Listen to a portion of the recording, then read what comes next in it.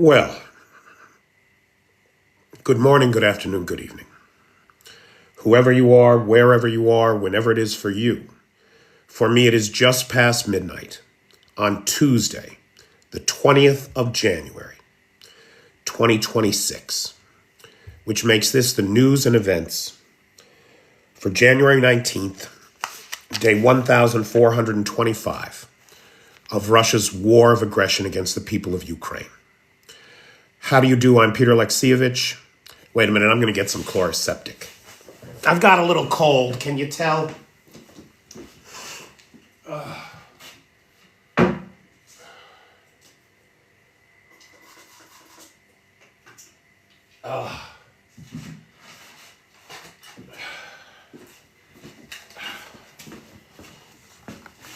Oh, sorry about that.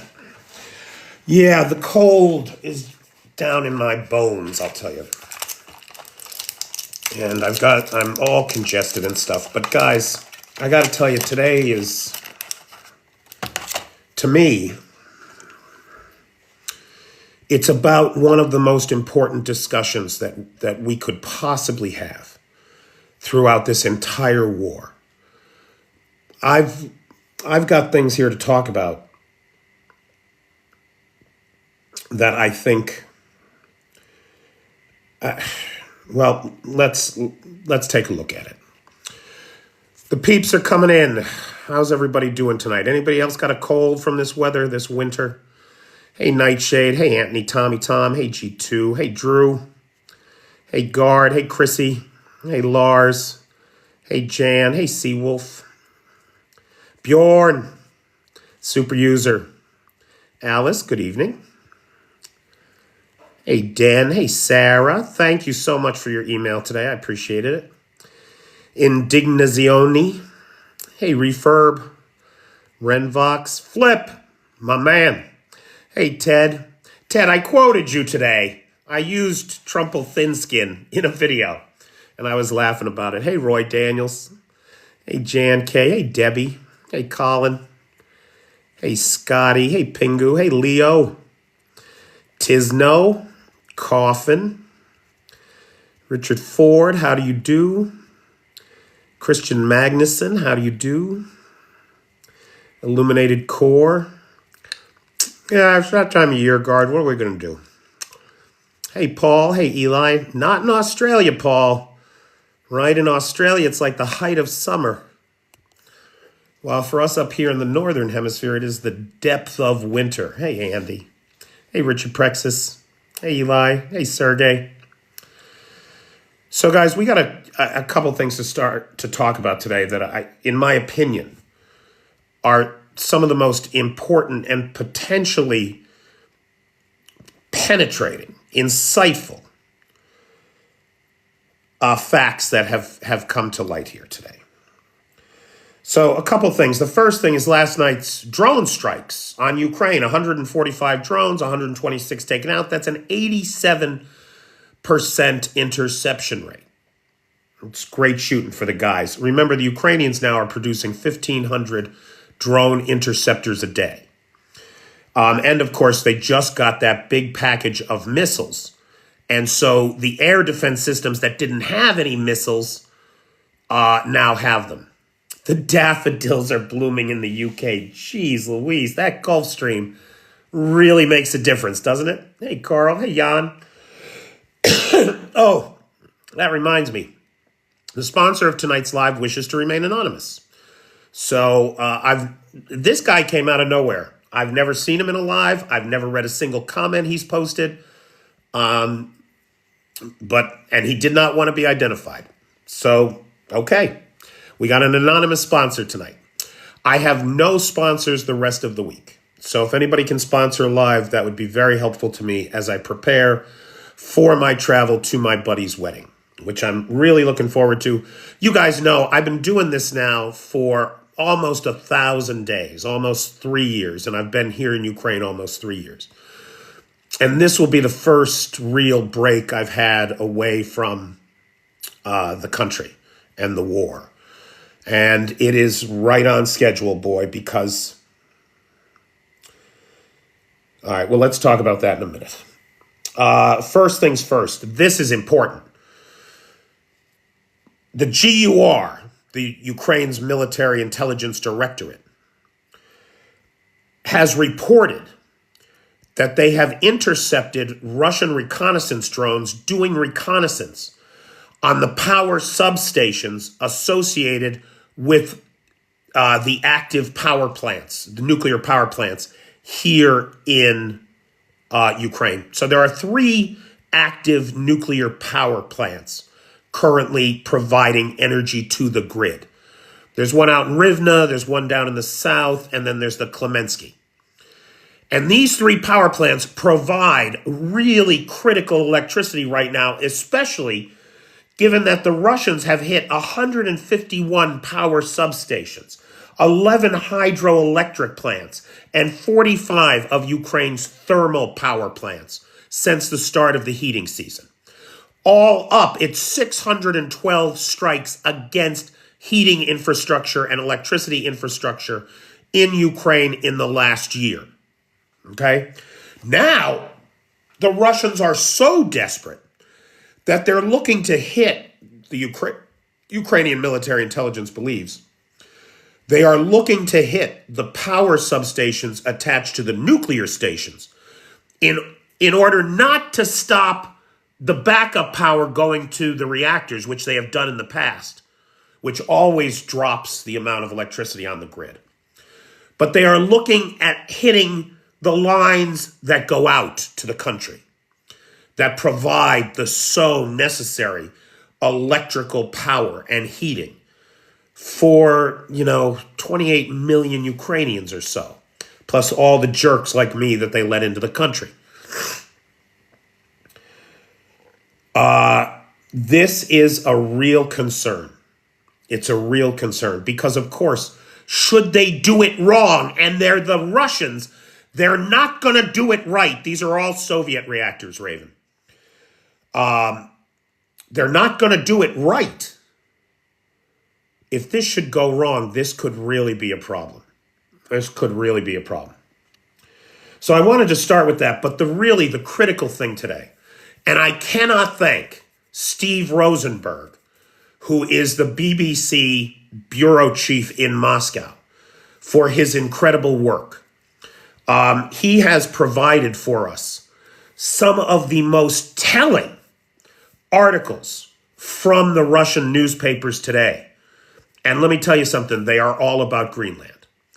And they are not only about Greenland, but they are in praise of Donald Trump's foresight, knowledge, and greatness that he should want to take Greenland.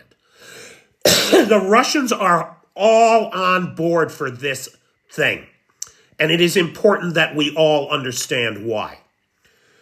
So let's start in Moskovsky Komsmolensk. The writer opines, for decades, Denmark has been expecting an attack from Russia. Now they expect it from NATO. Europe is at a total loss, and to be honest, this is a direct quote from Moskovsky Komsmolensk. Europe is at a total loss, and to be honest, it's a pleasure to watch. It's a pleasure to watch. What? Should NATO fight its founder? I'd watch that. There is nothing more than Vladimir Putin wants than to destroy the transatlantic alliance and NATO. And he has gotten Donald Trump to do it for him. That seems to be what's going on. Now, it gets much worse when we turn to Nesevimaya Gazetia, the Russian state-owned newspaper. The article starts out with Greenland. The U.S. will become the largest country in the world after Russia, surpassing Canada in territory area. For America, that outcome will be on a par with such planetary events. Now get this, they couldn't even come up with 2 events from American history. Such planetary events as the abolition of slavery by Abraham Lincoln in 1862, or the territorial conquests of the Napoleonic era. They are stroking Trump's ego, trying to make him see himself as an Abraham Lincoln or as a Napoleon out there, master of the universe, world conqueror. Everyone, quote, everyone will quickly forget the current diplomatic contacts with the Danes as something momentary and, in fact, useless. So the author goes on here now to blame Europe for all of this. The author goes on to dismiss the importance of the Danes, or of even treating the Danes as a valued and trusted partner. If, thanks to Trump, Greenland becomes a part of America for sure, the American people will not forget such an achievement. They are talking it up. They are pushing him to do this, stroking his ego. But then they quickly turn to blame the Europeans for trying to stop him. But standing in the way of this achievement is the stubbornness of Copenhagen and the mock solidarity of a number of intransigent European capitals, including so-called friends of America, Britain and France. The dismissive, cynical way that Russia sees international relations is mirrored in the way that they do business. They see the world as a pocket to pick, and so they assume that everyone else does too. They hold everyone else in contempt, and so they assume that everyone else does too. Brussels is counting on drowning the American president in the midterm elections, or not letting him conclude the greatest deal of his life. That's how the Russians are painting this picture. That Greenland, taking Greenland by force or by diplomatic means, is the greatest deal of Trump's life. The icing on the cake that cements his stature in American history forever. And you can just hear Putin, can't you? You can just hear Putin pouring this poison into Trump's ear in a private meeting. Donald, you take it all. You take it all. It'll all be you. Everyone think you great. Everyone think you great. The leaders of the old world who hate Trump, stoking the divisions, are doing everything to get him bogged down in endless negotiations on Greenland. Now, dig this, right? Because this right here, this is the crux. It is dangerous for the American president to back down over Greenland. Push, push, push. This would instantly weaken the position of the Republican Party. This is in the Russian paper.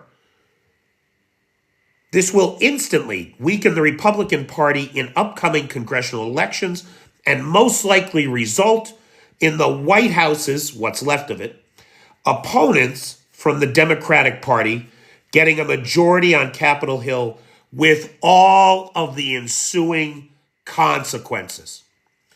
Now, if that is not a veiled threat to get this done before the midterms, I don't know what else it could be. The consequences of not doing this, or rather, frankly, the consequences of trying to do this, could well be the end of the Trump regime and Trump behind bars where he belongs on 34 felony counts he's been convicted of. Forget about all the laws he's broken since he's become president 1 year ago today from the inauguration.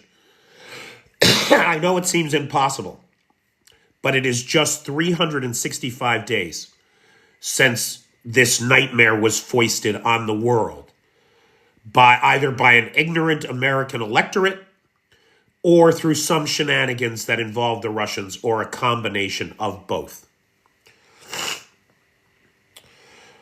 Now dig this. Whereas a rapid annexation of Greenland. Does this sound familiar? Was Ukraine not supposed to be a rapid annexation by Russia?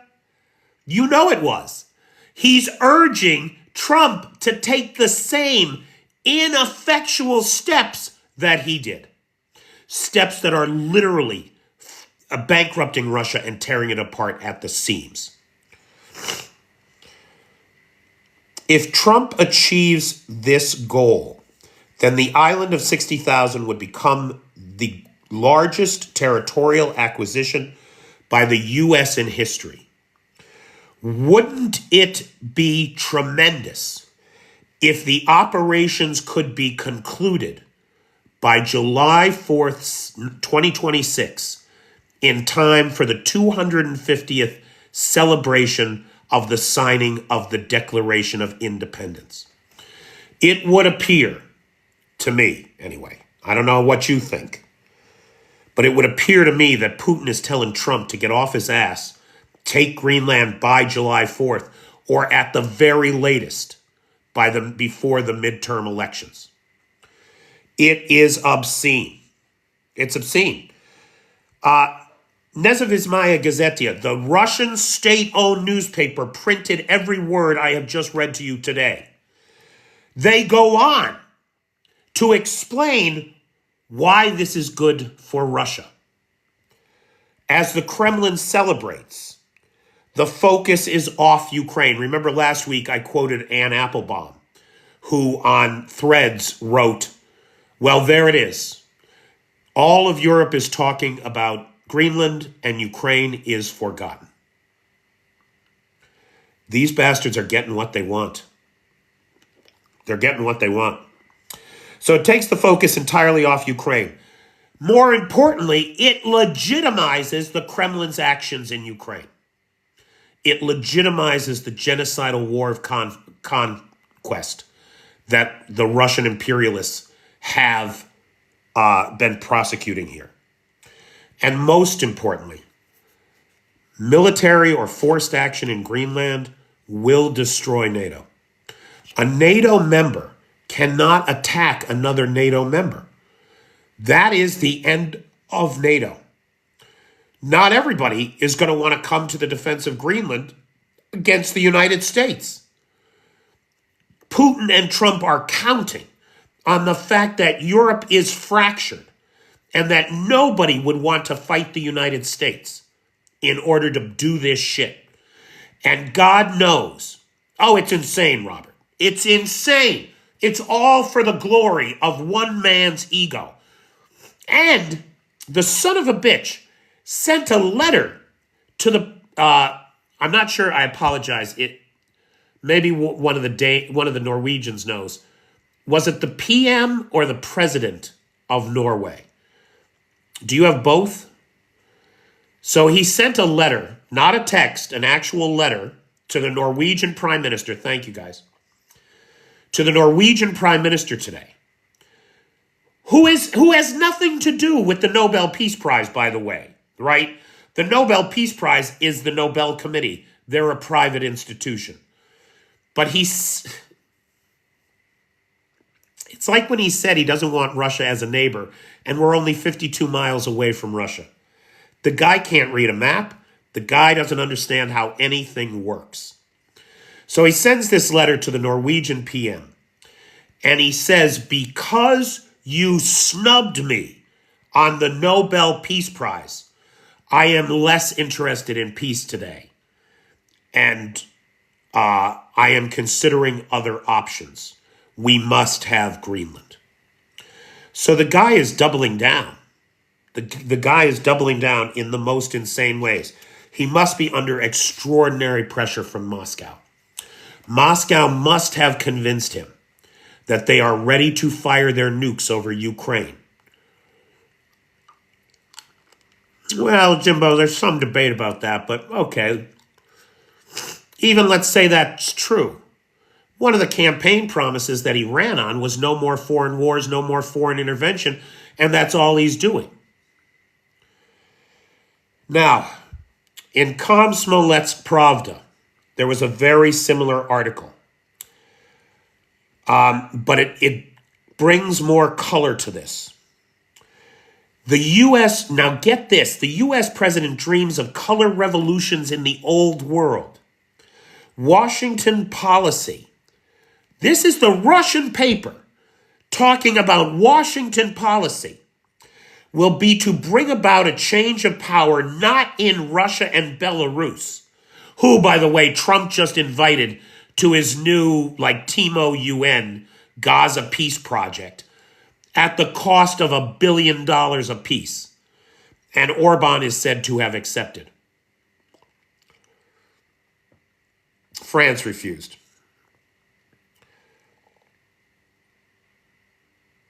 To bring about a change of power not in Russia or Belarus, but in Europe, relying on right-wing patriotic forces taking charge.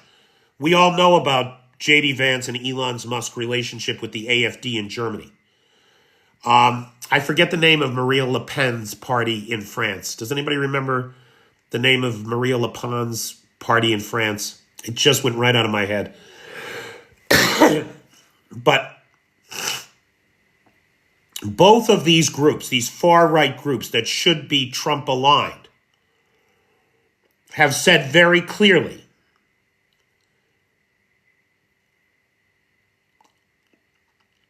the Front National. That doesn't sound right, Dan. Is that right? It could be, regardless. The far-right parties in France and Germany have both rejected America's claim to Greenland. So they are not on board. Even the worst people in Europe do not support Donald Trump. Now, here's where we get the insight that the Russians have always had into Donald Trump. They sum it up quite beautifully here. Trump wants to leave his mark on history. It's absolutely clear. Trump wants to go down in history as a great leader on par with Washington and Lincoln. How many times has he said he wants his face on Mount Rushmore? Can you imagine a greater travesty? And what could be more significant, more visible than increasing territory? By annexing Greenland, Donald solves several tasks in one go. First, the U.S. becomes the second largest country in territory after Russia. Second, appeal to greed. Greenland's resources, its enormous resources, provide trillions in profit. Finally, this is the gate to the Arctic, the region of the future. America's military and economic future will be secured. Now look, this is nonsense. It's nonsense because our economic and military future in Greenland is already assured.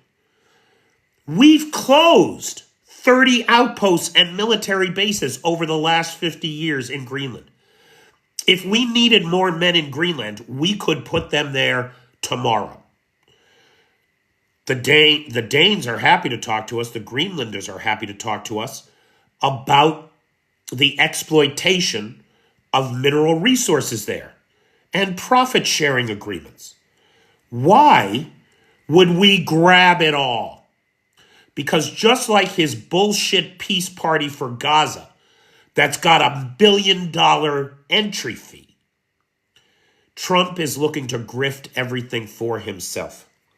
There's just no two ways about it. Now, I did think this was very telling. Joe, that's nice. Trump's squabbles with the Europeans, get this, and his other shenanigans, they write off the invasion of Minneapolis, of LA, of New York, of Boston. The list goes on, right? They write off Trump wiping his ass with the Constitution of the United States, setting jackbooted thugs on American citizens to murder us in the street. They write that off as his other shenanigans. His other shenanigans. That is the subversion of the lawful government of the United States to his political will. His other shenanigans will be forgotten. This is the promise the Russians are making to Tangerine Palpatine. His other shenanigans will be forgotten, but the star of the polar 51st state will remain on its flag forever. Da da da. At the end of the day, now get this, at the end of the day, who remembers George Washington was a major slaveholder, or Abraham Lincoln brutally put Indians in reservations? Their legacy is something different, and Americans revere it. Now, right off the bat, I got to tell you, as somebody who was educated in America, I was taught both of these histories, the bad and the good. And I was not taught to engage in a cult of personality or this great man syndrome where we think that only some great man can solve all our problems. No, the great animating spirit of fraternal cooperation is the hallmark genius of our species. Grassroots movements from the ground up, from the people up, are what matter. Not some piece of shit who thinks he's a tin pot god. Now, I have suggested many times on this channel, and I have been very clear that I could not prove it, but that there was some kind of backdoor deal that I call the big squeeze, right? Some of you have heard me talk about the big squeeze. That Russia and America have this deal. Russia gets Europe, America gets the Americas, and we move from an American hegemony in the world or a liberal Western European democratic hegemony in the world, the rules-based order, to a multipolar world where large states dominate their smaller neighbors and might makes right, as we heard that walking corpse, Stephen Miller, say on CNN.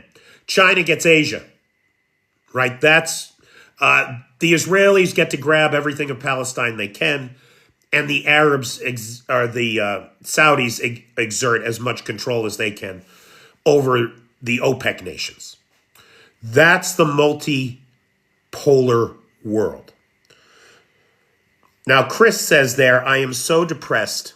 He is out of control. How does this stop? And Chris, I wish I had an answer, an easy answer. There is no easy answer.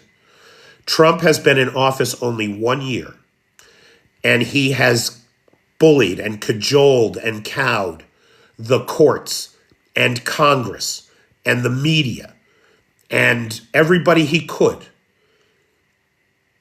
into submission as much as he can. Now, you have seen in the news that he is threatening these European countries with tariffs, with an economic war. But his tariffs are illegal. The Constitution very specifically gives power to Congress to levy taxes. And tariffs are a tax on the American people. Make no mistake. Tariffs are a tax on the American people. He does not have the right to levy them. The Supreme Court is taking up that case, and the justices were none too pleased about it. Their questions to Trump's lawyers made it clear that the majority of the justices seem to be opposed to the Trump tariffs. They could very well declare them all illegal and force the United States government to repay them to everyone who paid a tariff, which might just save some businesses. I don't think it'll get down to the consumer. So, Chris,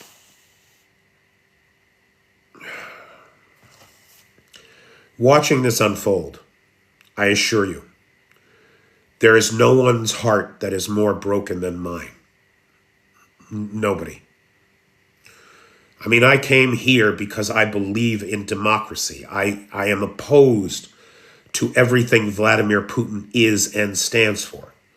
And I support the Ukrainians as much as I can in my own small way. And thanks to all of you, we have a little reach, right? We can do some good things in country here. And I try to do those. And they get shared over on my Patreon, right? Because TikTok is just about Ukraine. Over on the Patreon, we can do some behind-the-things stuff. Thank you, Gregory. Guys, TikTok is changing. I don't know what's going to happen when Larry Ellison takes over. So, if you don't have a free Patreon account, I strongly encourage you to get one, please. If you enjoy this content, you enjoy what we do here, because if they shut me down, which almost certainly they will,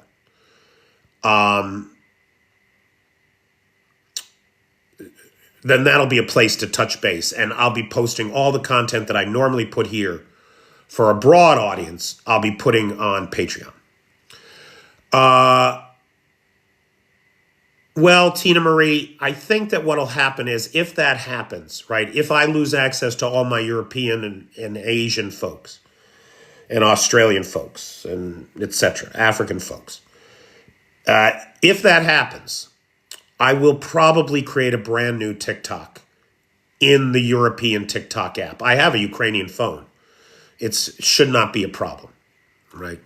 But it'll mean starting from scratch again, which is okay, right? So, look for me if I disappear. Give me until I get back from travel, though. Oh, never mind. If it happens then, nobody's going to remember me by then. But could he be impeached before November? Clown, that seems highly unlikely. Now, if he took direct military action against Greenland without consulting Congress, there is the potential that Congress would finally act, would finally recognize him for the mad king he is, and try to bring some checks and balances to the situation. But I don't know. Hey, Ben Tilley.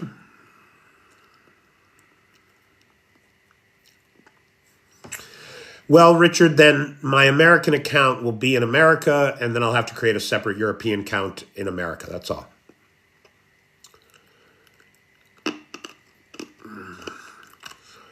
I ruin everything. Man, you hit the nail on the head. That is the next thing I want to talk about. Because Trump is not doing this all on his own. He has got a network. And the French helped expose part of that network, we believe, this past week on January 15th on French television station LCI. Vincent Cruzet, who's a former intelligence officer with the Direction Générale à la Informatique Extérieure. So the French CIA, right?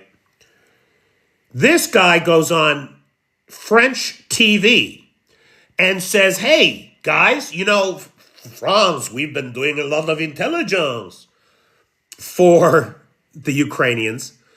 And what we did was we fed the Americans a load of bullshit. And the next thing we know, the Russians are complaining about that load of bullshit. Or the Russians had that information. Now, look, we know for a fact that we know for a fact that information has been leaked to the Russians from American sources in the past. This is definitely true. We know that. This appears to be yet another operation that demonstrates it clearly. And I got to tell you, as everybody here knows, as much as it pains me to say it, Europe's got to dump the U.S. They've got to right now stand up and say, we're done. Your trade deal is off. We're going to throw 300% tariffs on you, and we're not going to take any American imports. And we're done with you. That is the only way that the reasonable Americans, the people who understand what is genuinely at stake here, their hand will be forced to rein this psychotic emperor with no clothes in. They can sell U.S. Treasury bonds, dump them on the market. There's this whole thing called, the economic bazooka, which I guess is a combination of dumping U.S. bonds, tariffs, and something else, right? That would send the American economy spiraling out of control. And if that happens, because Americans love their money, they might not be able to stand up for truth, justice, and the American way, but you fucking bankrupt them and you make it clear who bankrupted them. They will take to the streets with pitchforks and torches. Well, look, Anthony, he's not helping Ukraine now. He's actively working against Ukraine. I know it's a problem, but it's real. It's real. Okay. So enough about the United States. Let's talk about Ukrainian strikes, because that is fun stuff. Boom, baby, boom. The Ukrainian GUR reported that in 2025 alone, they destroyed or damaged beyond repair. What was the word they used? Neutralized $4 billion in air defense systems. In Serpukhov, south of Moscow Oblast, 130,000 people spent the night without heat in minus 29 Celsius temperatures. 6 boilers remain offline. Ukrainian UAVs are suspected, but local officials blame equipment. In Yesk, in Krasnodar Krai, all 110 kilowatt feeder lines are out of service. The area features a radial single corridor line. So it's a hub and spoke where all the electricity comes into a main hub and then goes out on the transmission lines, and none comes back. There's no loop, right? So they took out the central hub, and now everybody in the region is in the dark, with no set date for repairs. Yeah, they do. The Ukrainians have to take out the Russian electric grid. The Russians have left them no choice at all. In Bryansk, over the weekend, we saw the Atesh partisan group hit a power substation, knocking about 70,000 Russian households into darkness over the weekend. No word on whether or not that power substation has been restored. So, as hard as it is for the Ukrainians, they are giving Russia a bloody nose over the humanitarian disaster that the Russians have created here. In occupied Crimea, we saw another Nibu U in Yevpatoria hit, as well as a Panzer S-1. The Kerch Bridge. Get this, everybody loves the Kerch Bridge, right? The weight limit has been downgraded to 1.5 tons. That means if you have a Toyota Highlander and a small trailer, that's too much weight to go across the Kerch Bridge. The Kerch Bridge remains open, one lane only, in one direction for 3 hours at a time. Oh, there's dozens of power plants in range of Ukrainian drones. Arn, what do we need the mods for?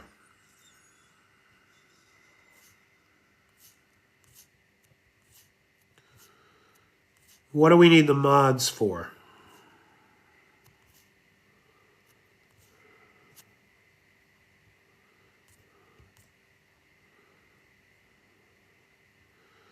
Sink the Caspian Fleet. They're doing a hell of a job of that, Drew. They're doing a hell of a job of that. We've seen now 4 tankers sunk in the Caspian Sea and 6 oil platforms and 1 drilling rig hit. That's the Caspian Sea that the Russians thought was out of range, that we thought was out of range for the last 2 years, last 3 years, 4 years, is now within range. It's now within range. And the Ukrainians are taking advantage of that. Now, look, in 2025, we saw the Russians hit Ukrainian infrastructure 621 times. The Ukrainians, for their part, mirroring the Russian campaign, have made 371 unique strikes in Russia on Russian infrastructure, energy infrastructure, in 2025.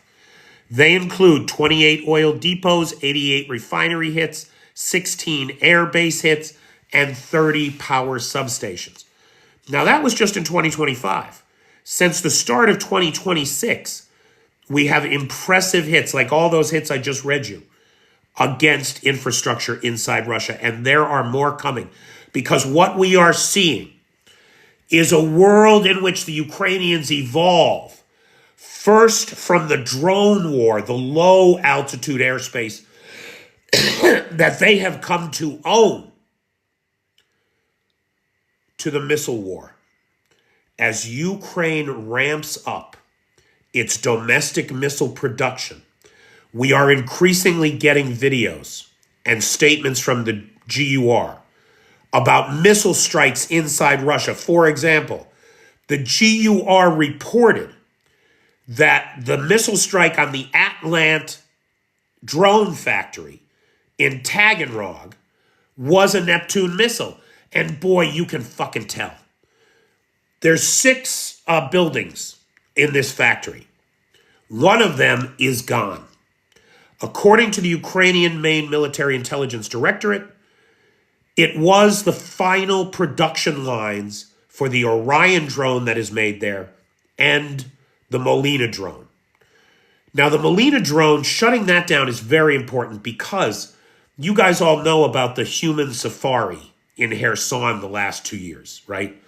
Where the Russians are training drone operators by letting them loose on civilians. Well, now those same drone teams are within range of Zaporizhia city. And we have reports of a new human safari beginning in Zaporizhia city. We just saw a car with a mother and a baby in it hit. Both were killed. The drones of choice for Zaporizhia are the Molinas. Shutting down that production facility, even if it's for a week, means something. It saves Ukrainian lives. And if it takes them a week to get it back up and running, then the Ukrainians have another week to plan other strikes on the plant and take it out again.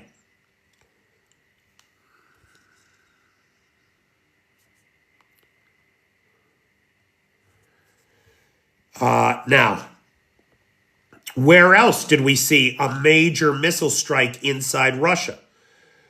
Video emerged of a Russian occupier of the 121st Regiment who claims his column was wiped out. Oh, no, this is different. I'm sorry. Claims his column was wiped out with artillery and mortar before they could reach the contact point in Kupiansk. So that's just another That's just another strike on an infantry unit attempting to assault Kupiansk. So this is the Frontline update. In Serebryansk Forest, the Apache Drone Brigade, the Apache Drone 81st Brigade, released video showing them taking out 3 motorcycles, 2 APCs, 1 tank, 1 towed cannon, and 1 generator, which at this time of the year could well mean frostbite or even freezing to death in the cold. In the Pokrovsk area, General Winter and the drones have slowed Russian attacks. They've basically cut them to a third. Right now, in Pokrovsk, there are 40 to 50 assaults a day. And Russia is rotating out all culminated units. So all of those units that the Ukrainians have made combat ineffective by unaliving everybody in them, they're getting the ones that are left are getting to rotate out for a weekend in Krasnodar or whatever. The mill bloggers are relentlessly making fun of the Russian MOD for victories that don't exist, that just don't exist. They've never happened. A Russian colonel, in his update to the Ministry of Defense, this was the commander of the Western Group of Russian Federation forces in Ukraine, reported on Friday that Ukrainian attempts to break through in Kupiansk have failed and Russia is in control of the city. I mean, you can't make this up. You just can't make this up. In Kyiv, Russia claimed they destroyed a Patriot system. And they did, except it was made out of plywood. It was a decoy. How you could not know that it was a decoy?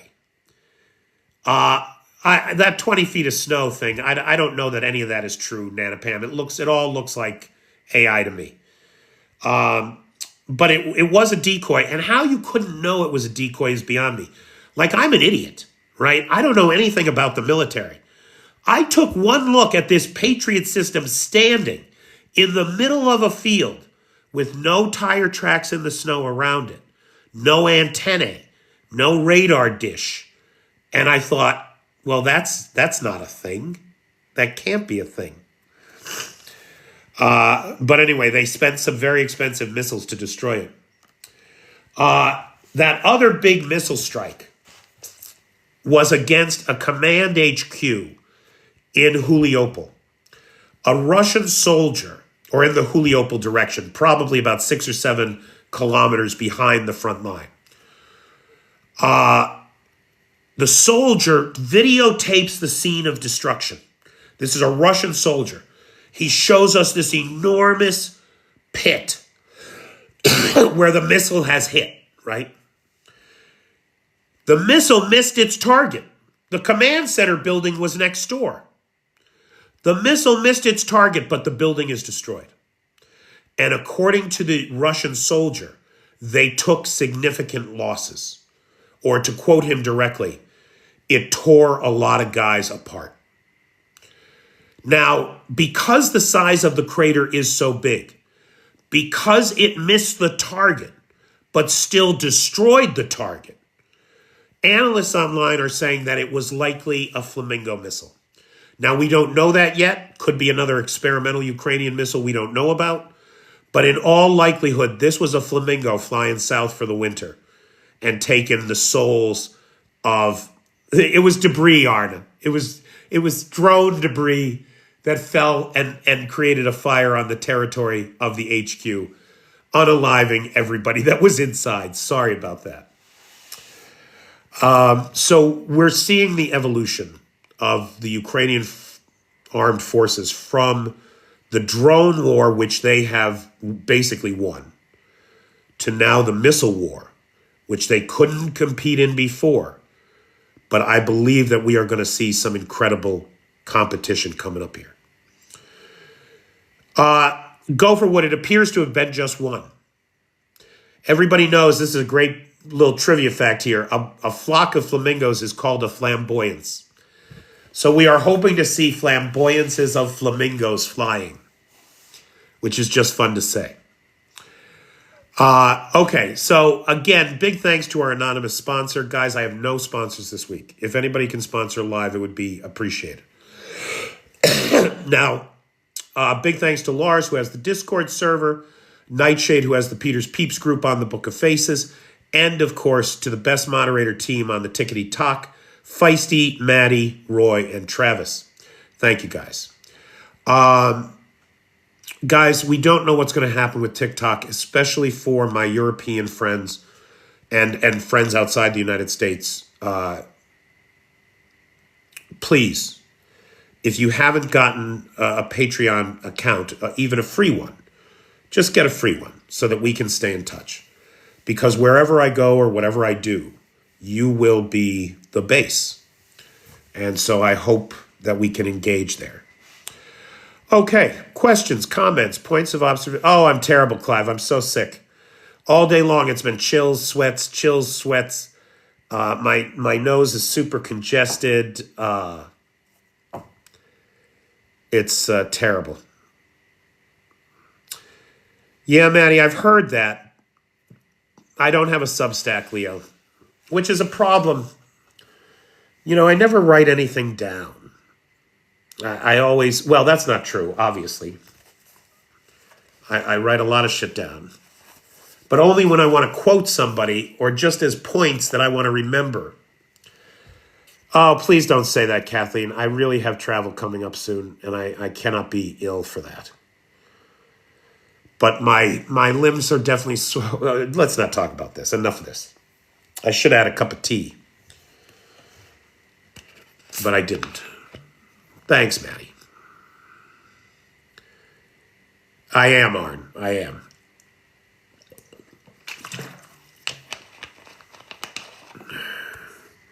I do not believe I have a fever, Jan. Or Nanapam. I don't believe I have a fever.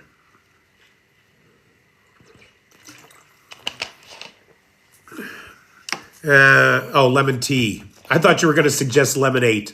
I don't see myself going over there, Yvonne. How is the Russian economy doing? Is it any closer to collapse? Jimbo, it is. Look, there's no other way to say this. The Russians are broke. Their debt, their deficit spending from last year was $60 billion. Now, that may not sound like a lot to an American, but to the Russians, it's a big deal. The total value of assets in the sovereign wealth fund has dipped below $34 billion. So they literally do not have the cash on hand to pay the deficit that they acquired last year. That means they have to print money. And they're already in an inflationary economy with interest rates at 16% in a desperate effort to rein in inflation, in a desperate and increasingly failing attempt to rein in. I think that's why we're getting all this pressure on Trump for Greenland right now. Russia needs to be saved. And the only person who really has the power to do it is Donald Trump. Now, personally, if you're counting on Donald Trump to save you, you're fucked. I think that is fair to say. So we'll see. That's what I need, Tom. After I get off this live, I'm going to have a nice hot toddy. I should make chicken soup tomorrow. Well, you know, I still have that beef broth. It's not very good, but it's not bad. It's got to be nutritious. No, Seawolf. That kind of loose monetary policy is a road to disaster every time.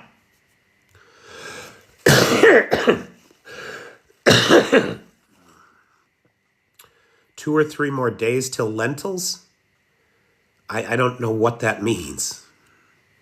Although I'll tell you something, I cannot eat lentils. There was a time in my life where for like 2 months, I was so poor, I lived on nothing but drop biscuits and lentils. That's back when I was a full-time actor. Oh, I don't have any brandy. I don't have that kind of budget.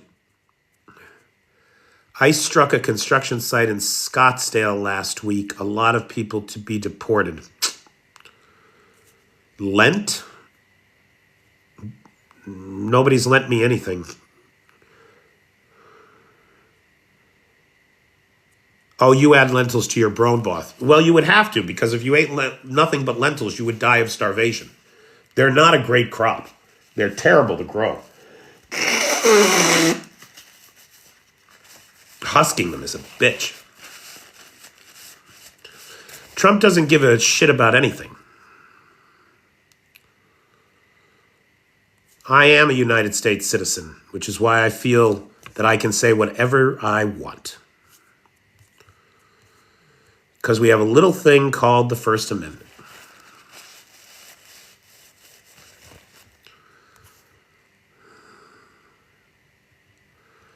I see UK expats returning to the UK from the US.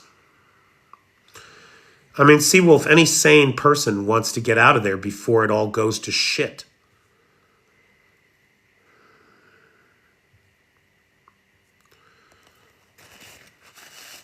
Oh, he's a total traitor. There's no doubt about it.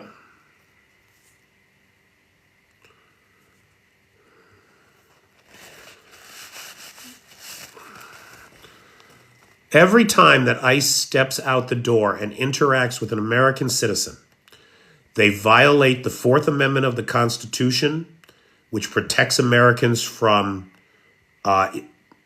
warrantless searches.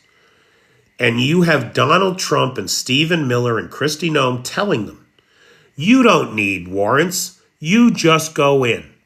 You don't need to exercise restraint. Their entire purpose is to incite violence so that Donald Trump can call out the military, invoke the Insurrection Act, which I think he quite mistakenly believes that will trigger martial law and he can suspend the midterm elections, as he's recently said he wants to do.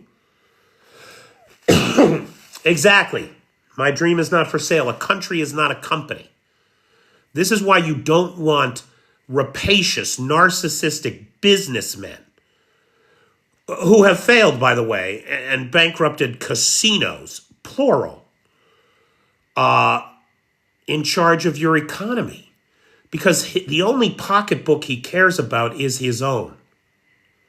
He does not give a shit that attacking Greenland will bankrupt the United States, or at the very least, significantly diminish our economic future, as well as destroy all of our power in the world. Well, flying sunbeams, there's some question as to whether or not that guy was actually in the church at that time, but he is listed as I don't think a pastor, maybe a deacon or an assistant pastor, something like that. But the guy who's in charge of ICE on the ground in Minneapolis is a pastor, and a bunch of ICE protesters went to his church shouting Renee Good's name, saying ICE out, that kind of thing. Yeah, Hopat, that letter to Norway is an example of a deranged mind. The 26th Amendment should be invoked here. The problem is the people who invoke it are his cabinet, and his cabinet was hand-chosen in order, because each of them has business interests in their cabinet positions. They were hand-chosen to destroy the federal institutions that they're in charge of so that their businesses can flourish. I mean, you got to be kidding me. The corruption is so blatant, so obvious. It's insane, and no one seems able to do anything about it.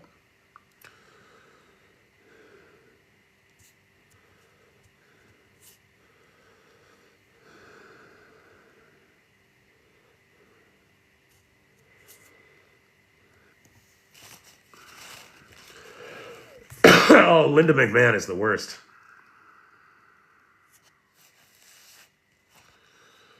Okay. Guys, it is past 1 o'clock in the morning here, and I am a little unwell. So why don't we call it a night? But I hope that the conversation that we've had this evening has been of interest. Arne, is that Norwegian for God bless you? Or Gesundheit?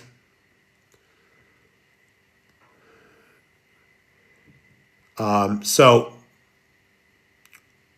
guys, everybody have a great evening and a pleasant tomorrow. I'll see you tomorrow. Thanks.